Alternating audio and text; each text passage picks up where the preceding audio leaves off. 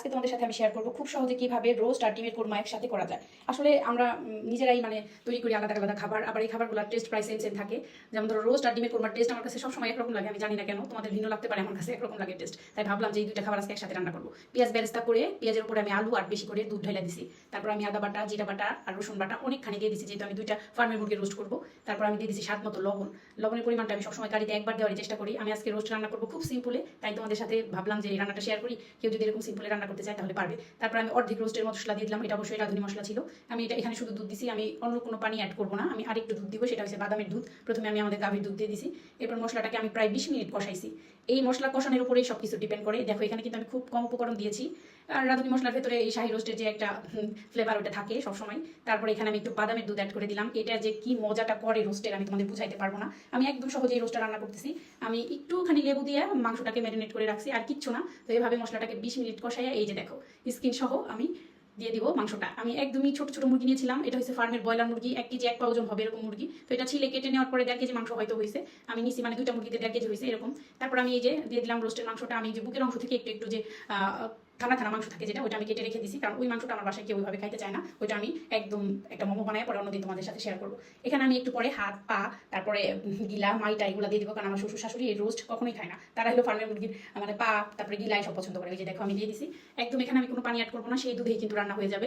এই যে দেখো একদম সময় নিয়ে আস্তে ধীরে এটাকে আমি রান্না করে ফেলবো। আর এই বিশেষ রান্নাটা করতেছি আমি আকাশের জন্য, কারণ ওরে আমি বাসায় আসতে বলছিলাম একটা কাজের জন্য বাসায় আসতে, ও আসবো না দেখে ওরা আমি ফাঁকি দিয়ে বলছি তোমার জন্য আমি খাবার রান্না করছি।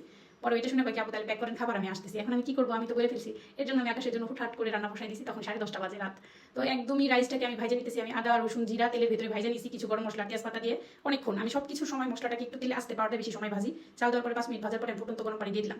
এখানে আমি রাইসটা বসাইছি, একদমই আমার মাপ ছিল, মানে আমি কতটুকু পানি দিব। আমি 1 কেজি একটু বেশি চাল রান্না করেছিলাম, আর আমার পানি ছিল 2 কেজি। মনে করো 1 কেজি 200 গ্রামের থেকে 100 গ্রাম চাল ছিল এরকম, আর আমি পানি দিয়েছি 2 কেজি, যেন আমার চালটা একদম পুরোপুরি প্রপারলি সেদ্ধ হয় আর একদম রাইসটা ঝরঝরা হয়। দেখো রাইসটা দেখি মনে হচ্ছে যে এটা খুবই টেস্ট হয়েছে। এরপরে আমি রান্নাটা আরেকটা চুলায় নামায় রেখে এখানে 8টা ডিম দিয়ে দিলাম। 7টা ডিম দিয়েছি, একটা ডিম নষ্ট বের হয়েছে, মানে একটা ডিম ভাঙিয়া বের হয়ে গেছে, নষ্ট ছিল না। তো আমার এই যে ঐতিহাসিক কড়াইটা দেখে সবাই হাসাহাসি করো না, এটা ছাড়া আমি আসলে রান্না করে শান্তি পাই না। এটা অনেক সুন্দর, ডিম মাছ মাংস রান্না করা যায়, উল্টে যায়, ডিম ভাজা যায় ভালো। এই যে দেখো আমার রোস্টটা প্রায় হয়ে আসছে। এখন আমি ডিমটা দিয়ে দিলাম ভাইজা, এখন আমি এটা আবার চুলার উপরে বসাই দিব। এটাই হচ্ছে একটা ম্যাজিক। আমি হচ্ছে রোস্ট আর ডিমের কোরমা একসাথে রান্না করলাম। রান্না শেষে আমি আলাদা আলাদা পাত্রে তুলে নিব, হয়ে যাবে আলাদা। মানে এরকম ফাঁকিবাজি আজকে করার কারণ আমার হয়েছে সময় ছিল না। বাবুকে ডাইকা হুট করে রাতের বেলা রান্নাটা করা অনেকটাই আনইজি ছিল। তারপর আমি ইজি করে রান্না করে ফেললাম। আমার মতো এরকম চূড়ামি রান্না যদি করতে চাও করে দেখতে পারো। টেস্ট কিন্তু 100 কে 100 ছিল। যাদের রান্না করে পাঠাইছি তারা খুব প্রশংসা করেছে। এই তো দেখো রাইসটা আমি একটা বড় বক্সে বাইরে নিতেছি, তাড়াতাড়ি করে প্যাক করে দিব। তারপরে এই যে দেখো আমি রোস্ট এখন অন্য একটা পাত্রে বেড়ে নিব।